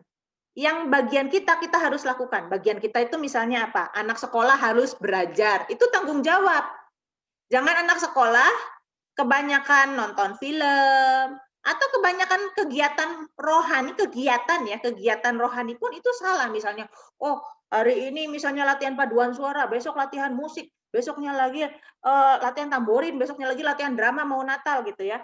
Besoknya lagi ikut di gereja bantuin pelayanan untuk sound system kaum ibu. Terus aja nggak ada waktu untuk belajar. Itu lepas dari tanggung jawab. Terus udah gitu minta besok mau ujian, Tuhan tolong ya karena saya sudah kegiatan pelayanan tiap hari, Tuhan tolong supaya besok saya bisa tanpa belajar. Itu lepas dari tanggung jawab. Tuhan tidak akan menolong kita kalau kita tidak mau melakukan tanggung jawab kita. Ada bagian Tuhan dan ada bagian kita. Kita lakukan bagian kita. Tuhan tidak akan mengambil bagian yang bisa kita lakukan. Kalau itu bisa kita lakukan, Tuhan tidak akan membuat mujizat, membuat keajaiban, terus kita nggak usah melakukannya, nggak akan. Itu tanggung jawab namanya. Misalnya gini, kita hidup sembarangan, nggak mau jaga kesehatan, makan sembarangan, nggak mau olahraga, males-malesan, terus pengen badan sehat, perut six pack gitu ya. Terus kita berdoa mujizat, terjadilah perut ini rata gitu ya, badan jadi seksi, nggak mungkin. Itu menghilangkan tanggung jawab. Atau tiba-tiba sakit, kadar gulanya tinggi, kolesterolnya tinggi, terus kita berdoa, kita hadapi makanan babi kecap yang penuh lemak. Dalam nama Yesus, kolesterol dihilangkan, dilenyapkan gitu. Nggak bisa terjadi. Itu menghilangkan tanggung jawab. Dan Tuhan tidak akan seperti itu. Tuhan yang seperti itu bukan Tuhan yang benar. Kalau Tuhan menghilangkan tanggung jawab, bukan Tuhan yang benar. Sama kan? Kalau kita sebagai orang tua, menghilangkan tanggung jawab anak-anak, tidak pernah mendidik anak-anak untuk bertanggung jawab. Kita bukan orang tua yang benar. Misalnya, anak-anak nggak dididik, dari kecil dilayani pembantu terus, mandi dimandiin, nggak pernah diajari mandi sendiri gitu ya. Taruh sepatu dilempar-lempar, biar nanti pembantunya yang beresin. Bikin PR juga guru lesnya yang beresin gitu. Semuanya, semua orang yang beresin. Udah nak, mama sayang kamu santai-santai aja, main-main aja, biar semua pembantu sama guru les yang kerjakan. Orang tua yang baik nggak bisa. Nggak mendidik anak ini jadi dewasa, jadi karakternya, malahan karakternya jadi buruk nanti dewasanya. Nah, Tuhan yang benar itu membuat karakter kita menjadi baik. Bukan melakukan mujizat-mujizat demi keenakan kita, kemudahan-kemudahan kita. Enggak, justru ketika kita ikut Tuhan yang benar, kita dididik supaya karakter kita jadi baik. Nah, itu tanggung jawab. Ya, jadi sudah mengerti ya? Oke. Satu lagi yang jadi perenungan, masalah perumpamaan dalam Matius 13 ayat 44. Hal kerajaan surga itu seumpama harta yang terpendam di ladang yang ditemukan orang. Lalu dipendamkannya lagi, oleh sebab sukacitanya pergilah ia menjual seluruh miliknya lalu membeli ladang itu. Kenapa ya setelah menemukan harta, yaitu Yesus, kok dikuburkan kembali? Nah, kita harus mengerti, dalam perumpamaan itu hanya ada satu pesan yang benar, jadi kita tidak memilah-pilah Detailnya. satu persatu kata. Kata ini artinya ini, kata ini artinya ini, tapi pesan keseluruhannya apa? Gitu ya. Nah, ini kan persis seperti perumpamaan di bawahnya. Demikian pula hal kerajaan surga itu seumpama seorang pedagang yang mencari mutiara yang indah. Setelah ditemukan mutiara yang sangat berharga itu, ia pun menjual seluruh miliknya lalu membeli mutiara itu. Nah, ia juga kan sama gitu sama yang di atas. Kan ada kata ia pun. Kedua perumpamaan ini sama. Ia pergi menjual seluruh miliknya di sini untuk membeli harta itu, di sini pun ia menjual seluruh miliknya untuk membeli mutiara itu. Artinya apa? Ketika orang menemukan kebenaran, dia akan melepaskan yang lain, dan dia akan berusaha menghidupi kebenaran itu walaupun harganya sangat mahal. Dia rela melepaskan semuanya karena dia melihat bahwa kebenaran ini lebih berharga daripada apapun. Bahwa kerajaan surga ini lebih berharga dari semua yang pernah dia miliki. Itu seperti Rasul Paulus. Rasul Paulus orang yang terhormat, ilmu teologinya tinggi, masa depannya cerah. Nah, apa yang dia lakukan? Aku meninggalkan semuanya itu dan menganggapnya sampah. Apa yang dulu dipandang orang berharga, sekarang nggak lagi jadi berharga. Ditinggalkan semuanya itu dan mengejar yang satu ini, apapun untuk membeli ini, mendapatkan ini, apapun dia lepaskan. Nah, itulah yang terjadi ketika orang menemukan kebenaran Tuhan itu seperti itu. Oke, lanjut pertanyaan berikutnya. Kak Son mau tanya, kalau saya sedang kuliah, tadi sebenarnya udah dijawab sama Kak Ana, tapi ikut Zoom. Akhirnya bingung ditanyain bapak saya supaya belajar kuliah dulu. Jadi yang dihormati yang mana Kak ya, Kak Son? Tapi bagaimana kalau Kak sedang kuliah juga nggak dibolehin belajar bareng firman seperti ini? Ya kita pilah gitu loh ya. Kalau lagi kuliah ya fokus kuliah, kalau lagi kerja ya kerja. Saya tadi ketika baca ini saya tiba-tiba kebayang kalau seorang polisi lagi jaga di jalan, terus kemudian pengen ikut Zoom-nya naik, tapi nah, bagaimana? Kan bisa diseruduk nantinya. Nah, tetapi kalau lagi nggak sedang kuliah juga nggak dibolehin. Nah, nggak dibolehin belajar firman seperti ini. Nah, coba cari tahu dulu kenapa sampai keberatannya. Nah, yang paling jelas perlihatkan dulu kepada orang tua perubahan hidup. Saya dengan Kak Ana punya pengalaman, ada orang yang tinggal di rumah kami dulu selama 4 tahun. Dia itu aktif di kampus, aktif banget di kampus. Terus kemudian hari Senin itu persekutuan A. Kemudian persekutuannya di kampus. Dari persekutuan mahasiswa baru, persekutuan mahasiswa lama, persekutuan pengurus inti, bayangin. Jadi 1 minggu itu 6 kali persekutuan.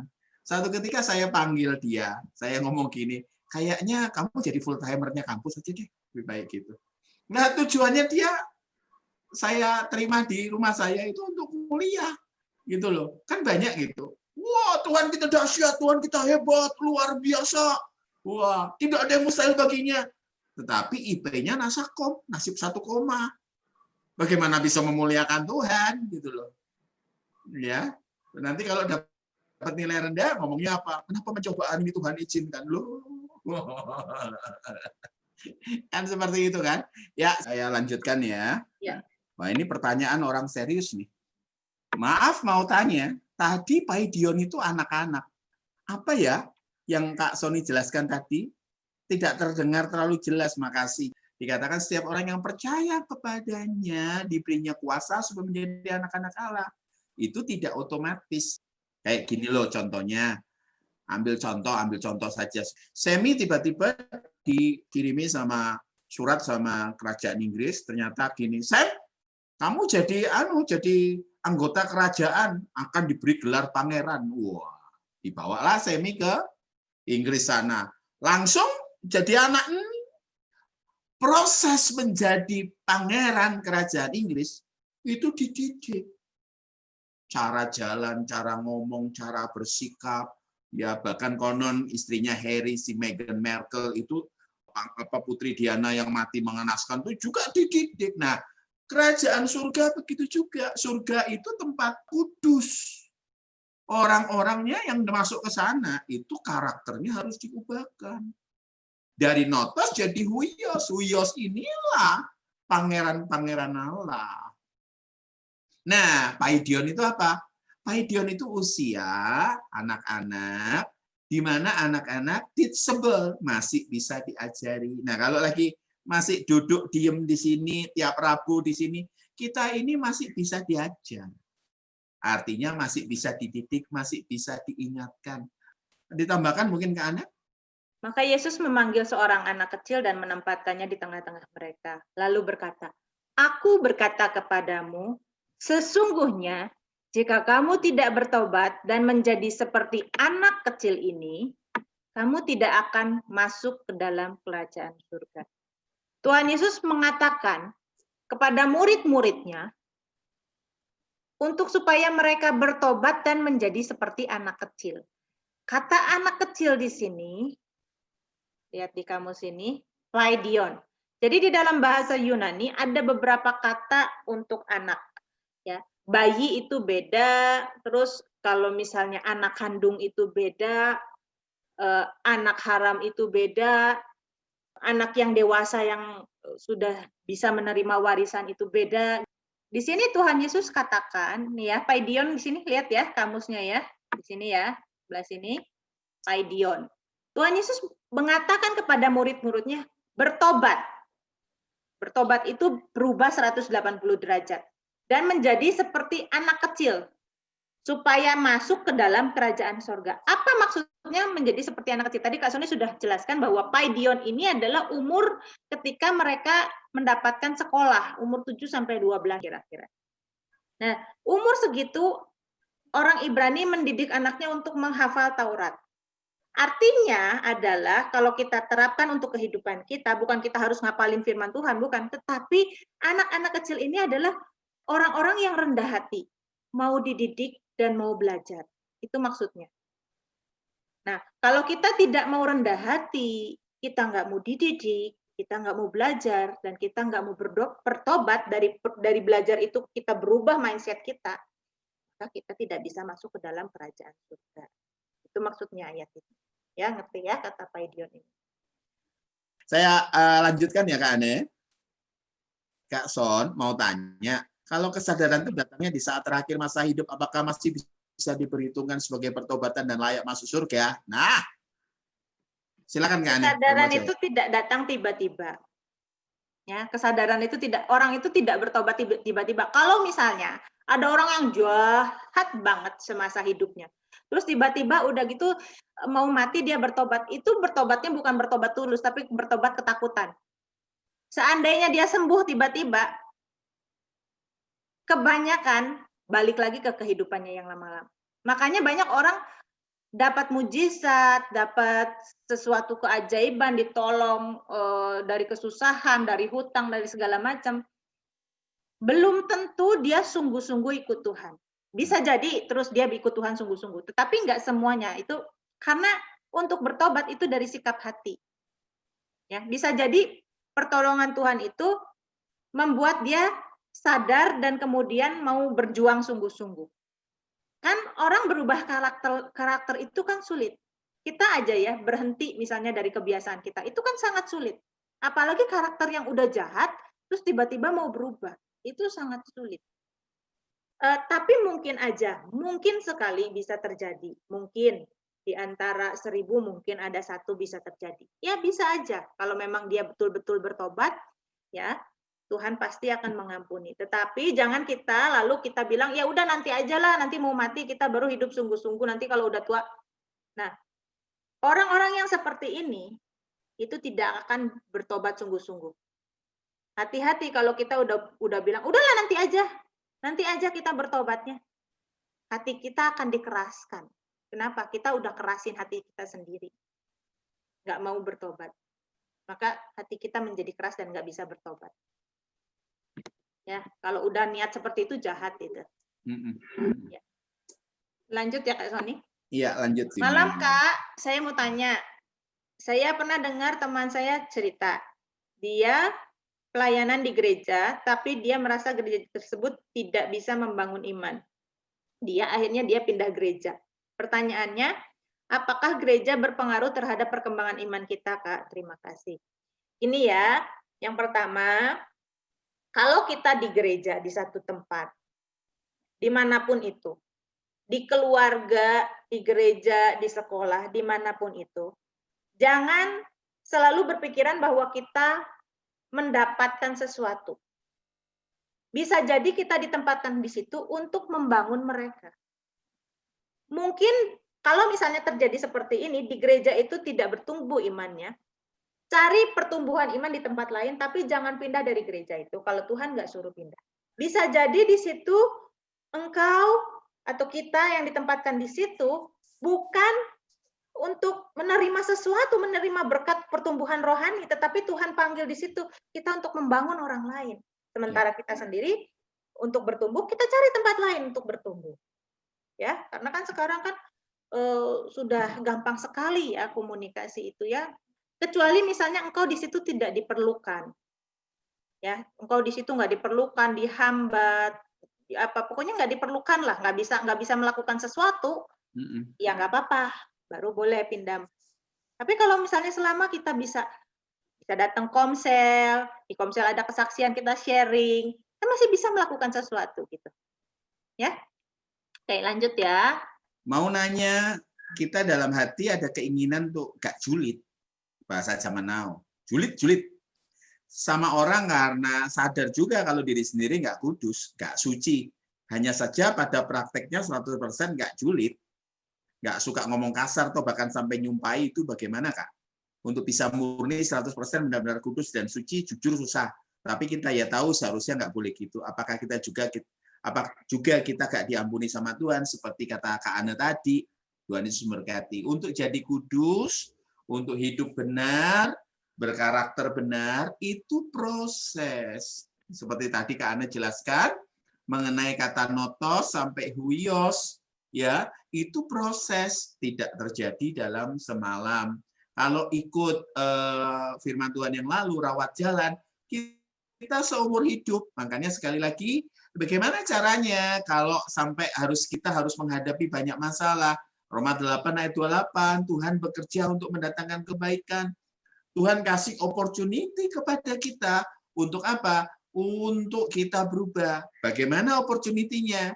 Opportunity itu tidak dalam artian berkat jasmani, tapi opportunity itu sebuah peristiwa hidup yang Tuhan izinkan terjadi pada kita, sehingga kita bisa belajar misalnya untuk sabar, untuk tidak julid, ya, tidak ngomong kasar, tidak ngomongin orang, tidak pakai media sosial untuk main apa, untuk main sindir sana, sindir sini, tidak membuat hidup kita untuk nyakitin orang. Seperti itu. Jadi proses. Jadi kalau lagi di proses Tuhan, bersyukurlah gitu loh. Aku sudah berubah, tapi kenapa suamiku atau istriku atau anakku nggak berubah? Percayalah satu ketika mereka akan lihat hidupmu berubah. Tapi kalau nggak berubah juga, itu urusan Tuhan. Yang penting adalah engkau siap kapanpun Tuhan datang. Jadi nggak perlu takut dengan seminar-seminar akhir zaman. Nggak perlu takut. Ya, yuk lanjut ya. Oke, Shalom Kak Son mau nanya. Kalau kita lihat dari ayat, bapaknya tidak pernah menyembelih anak kambing untuk anak sulung, sedangkan untuk anak bungsu diberi lembu tambun. Kok kelihatannya bapaknya nemen juga ya, kayak pilih kasih. Nah, kita lihat di sini ya. Ini kan protesnya anaknya, tetapi baru saja datang anak bapa yang telah memboroskan harta kekayaan bapa bersama-sama dengan pelacur-pelacur. Maka bapa menyembelih anak lembu tambun itu untuk dia. Kata ayahnya kepadanya, anakku, engkau selalu bersama-sama dengan aku, dan segala kepunyaanku adalah kepunyaanmu. Jadi si anak sulung ini sebetulnya dia melayani bapaknya itu dengan harapan dilayani juga sama bapaknya. Dengan harapan, oh sama bapaknya diangkat-angkat, pinter kamu nak, pinter ya, kamu sudah bekerja begitu keras, ayo sini nak, bapak sembelihin, gitu. Tapi bapaknya nggak gitu, engkau itu kan di sini sama-sama kita. Kalau bapak sembelih kan kamu makan sama-sama. Kamu mau menyembelih pun silahkan. Kenapa kamu nungguin bapak nyembelihin buat kamu, ngelayanin buat kamu? Kamu sembelih aja sendiri, suruh orang potong buat kamu sendiri. Kamu mau pesta silahkan. Segala kepunyaanku kan kepunyaanmu. Kenapa kok kamu ngomong gitu, nak? Gitu loh maksudnya. Ngerti Ya. nggak? Jadi kalau mau lihat juga sebenarnya lucu juga. Kan tadi saya katakan gini loh, ya, Yusak. Harta itu udah dibagi dua. Dan harta yang milik bapaknya itu punyanya yang sulung juga kan. Iya toh. Saya dengan Kak Ane misalnya nggak pernah ngomong gini loh, kalau Kak Ane masak, Kak Ane ini masak ya tiap hari, bilang gini loh, ini lo tak masakin buat kamu, nggak gitu loh, panggil sini anak ini tak kasih, nggak gitu. Makanya ini loh punyamu juga, makanya dikatakan kata aku sudah melayani, ini mentalnya budak itu nunggu kalau dikasih. Padahal seluruh miliknya kan dibagi dua. Separuh itu udah punyanya dia. Iya, itu sikap yang tidak dewasa yang kolokan. Bayangkan misalnya Yusak dengan istri. Yusak beli coklat Silver Queen ditaruh di meja. Terus istri tiba-tiba ngambek. Kok kamu nggak suapin aku? Kamu nggak bukain coklatnya buat aku? Pasti kan Yusak bilang, ya buka aja sendiri. Aku beli juga buat kamu. Konsepnya si anak sulung itu kan nggak dewasa. Gitu. Ya, dia menuntut bapaknya untuk melayani dia. Sedangkan si bapaknya ini sedang bersuka cita, sedang pesta. Beda. Si sulung ini minta dilayani, itu kan bapaknya lagi perayaan gitu. Beda. Oke, lanjut Kak Sony. Malam, Kak. Maaf kalau saya tanya lewat WA. Sekarang saya sedang benar-benar lelah. Di sisi lain, saya bersyukur bisa dapat pekerjaan di masa pandemi yang sulit ini.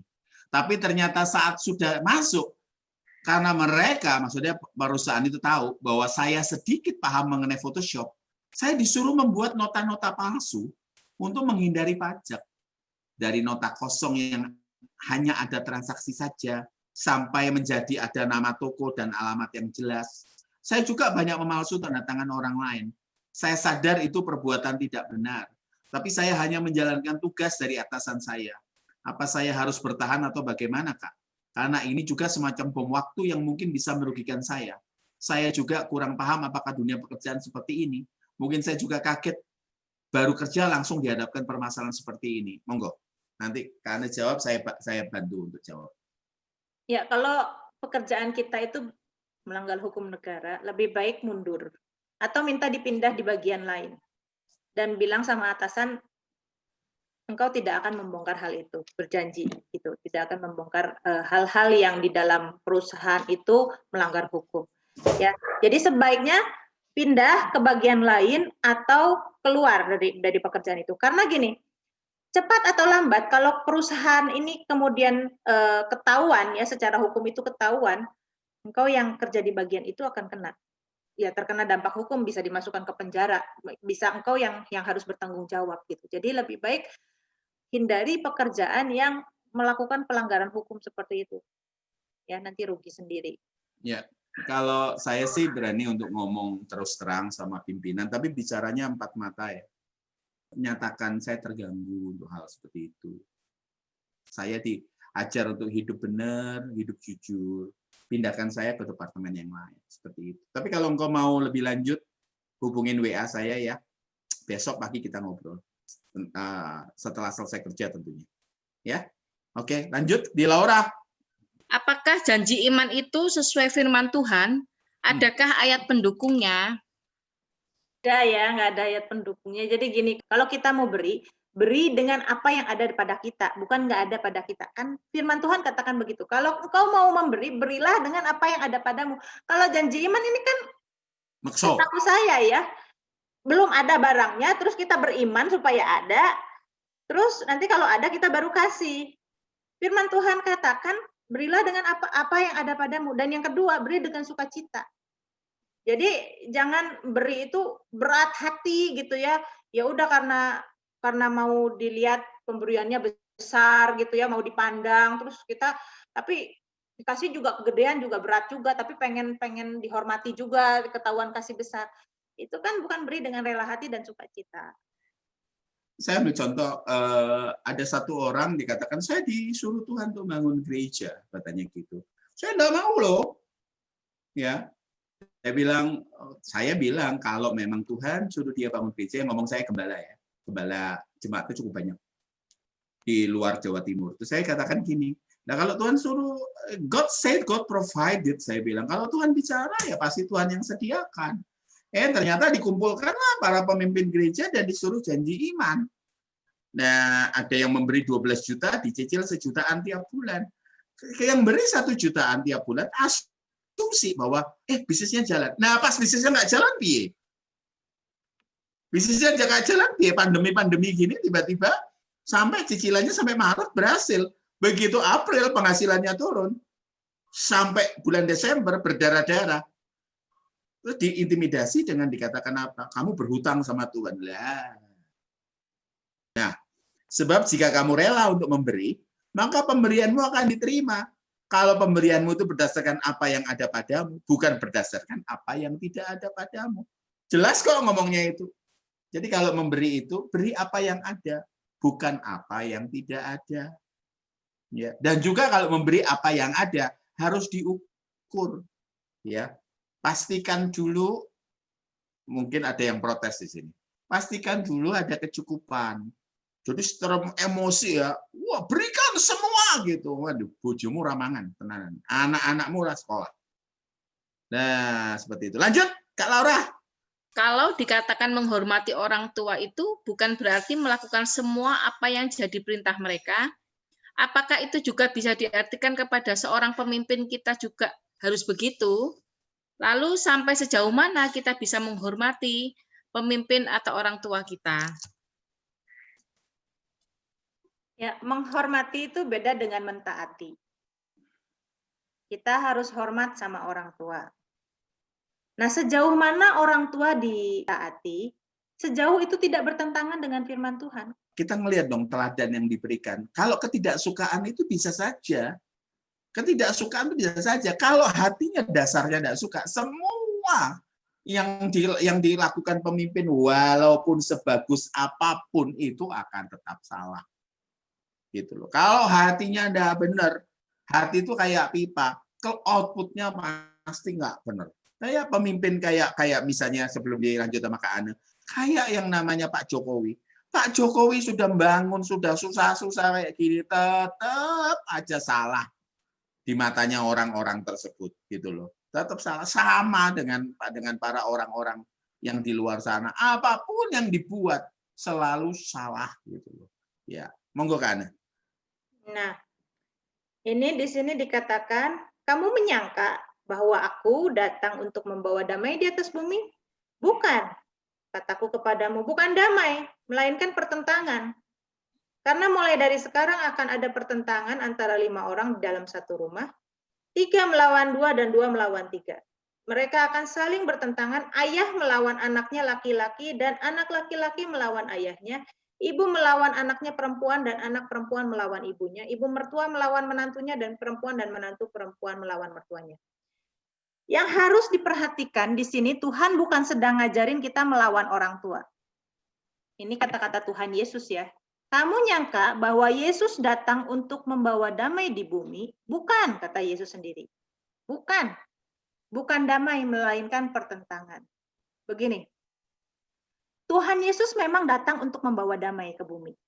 Tetapi damai yang Tuhan Yesus ajarkan itu berbeda dengan konsep damai menurut dunia. Maka ketika Tuhan Yesus bawa damai ke dalam konsep yang berbeda, maka akan terjadi pertentangan. Gini, konsepnya dunia, damai itu kalau banyak duit. Damai itu kalau punya pacar cakep, setia.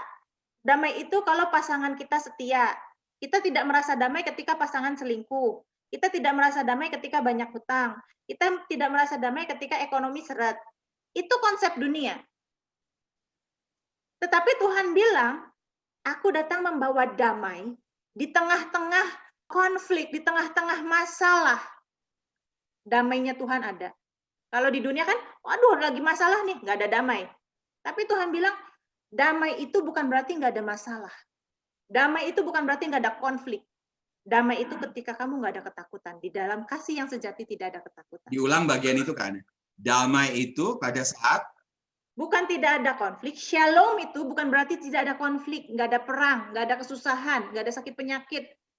Ya, bukan berarti nggak ada masalah. Shalom itu bukan berarti itu. Shalom itu damai. Irene dalam bahasa Yunaninya, dalam bahasa Ibraninya shalom. Damainya Tuhan itu bukan berarti tidak ada masalah. Tetapi bagaimana kita damai di tengah-tengah masalah, damai di tengah badai. Itu yang Tuhan ajarkan. Kenapa? Karena di tengah badai Tuhan bilang, jangan takut, ini aku. Ya, jadi ketika kita di tengah badai, ketika di tengah masalah kita menatap Tuhan, dan kita berkata, Tuhan kau bersama-sama aku di dalam lembah kekelaman, sekalipun aku tidak takut bahaya. Aku merasa damai. Itu maksudnya. Shalom yang sejati itu. Nah, makanya Tuhan bilang di sini, kamu pikir aku datang untuk membawa damai ya? Damai menurut kamu kan? Dalam konteksnya zaman perjanjian baru ini, kamu pikir aku datang untuk menjadi raja mengalahkan orang Romawi gitu kan? Terus kalian jadi menteri-menterinya gitu kan? Punya kekuasaan, bisa bagi-bagi kekuasaan. Bukan damai, tapi pertentangan. Kenapa? Makanya sekarang ayah melawan anaknya laki-laki, laki-laki melawan ayahnya, ibu melawan anaknya perempuan. Kenapa? Karena di dalam keluarga, ketika seseorang pemahamannya udah berbeda, yang satu misalnya pemahamannya, udahlah ngapain cari-cari Tuhan melulu, udah yang penting kita kaya, sukses, bahagia, udah. Nggak usah cari-cari Tuhan. Kalau Tuhan nggak bisa kasih harta, kita ke Gunung Kawi aja. Nah, udah beda kan? Jadi pertentangan kan? Itu maksudnya. Di firman Tuhan dikatakan pemimpin yang baik layak kamu hormati. Baik itu kan pasti ada standarnya. Apa standarnya baik atau nggak baik? Apa standarnya didikan orang tua itu baik atau nggak baik? Pasti kan ada standarnya. Kita bilang ini rumah bagus, ini rumah jelek. Ini baju bagus, ini baju jelek. Pasti kan ada standarnya. Bagaimana yang bagus, yang jelek itu. Nah, standarnya adalah kebenaran firman Tuhan. Ketika orang tua ngajarin baik, kita harus turuti. Ketika orang tua ngajarin nggak baik, kita nggak boleh bantah. Itu yang namanya menghormati. Kita hormati pendapatnya. Sama pendapatnya orang lain pun kita hormati. Kenapa orang tua kita nggak hormati? Harus lebih hormat kepada orang tua. Orang lain misalnya ya bilang, Yesus itu bukan Tuhan. Yesus itu hanya manusia biasa. Kita hormati. Ya oke. Agamamu begitu. Ya nggak apa-apa. Aku hormati. Gitu. Nggak usah dibantah dia punya pendapat gitu. Ya udah itu kan kepercayaanmu. Aku hormati. Kamu bebas punya keyakinan seperti itu. Nah, begitupun dengan orang tua. Ketika orang tua ngajarin salah, kita diam, jangan debat. harus lebih hormat sama orang tua daripada orang lain. Tapi kalau orang tua pandangannya salah, ajarannya salah, kita nggak harus turutin. Gitu. Ngerti ya? Baik, kita berdoa sama-sama, bersyukur. Kami bersyukur untuk kasih-Mu, bersyukur untuk kami mendapat pelajaran. Kami mau betul-betul hidup kudus, berkenan, dan kami mau tumbuh sesuai dengan kedewasaan rohani. Kami mau pada saat kami pulang nanti, kami didapati, kami berkenan. Terima kasih Tuhan, kami bisa merefleksikan diri kami hari ini. Kami memeriksa diri hari ini. Sudahkah kami berkenan? Sudahkah kami menyenangkan hati Tuhan? Sudahkah kami dinikmati oleh Tuhan? Banyak di antara kami yang sampai hari ini belum. Termasuk hamba juga sedang belajar, sedang berjuang untuk menghadapi kedewasaan rohani. Kami mau hidup yang berkenan di hadapan Tuhan. Hamba mintakan berkat, mintakan penyertaan untuk semua orang-orang yang hadir pada hari ini. Kasih-Mu, berkat-Mu, pertolongan-Mu, penyertaan-Mu penuh untuk mereka. Engkau berkati apa yang mereka upayakan dengan sungguh-sungguh. Kerja keras mereka, Tuhan berkati. Hamba berdoa, Tuhan, untuk kesehatan, kekuatan. Tuhan tolong mereka di masa pandemi ini. Kami percaya bahwa Tuhan yang hidup. Kalau kami cari Tuhan sungguh-sungguh, kami kerja sungguh-sungguh, kami lakukan buat Tuhan, tidak mungkin kami kekurangan. Kami bersyukur dalam nama Tuhan Yesus. Kami berdoa. Amin. Tuhan Yesus berkati.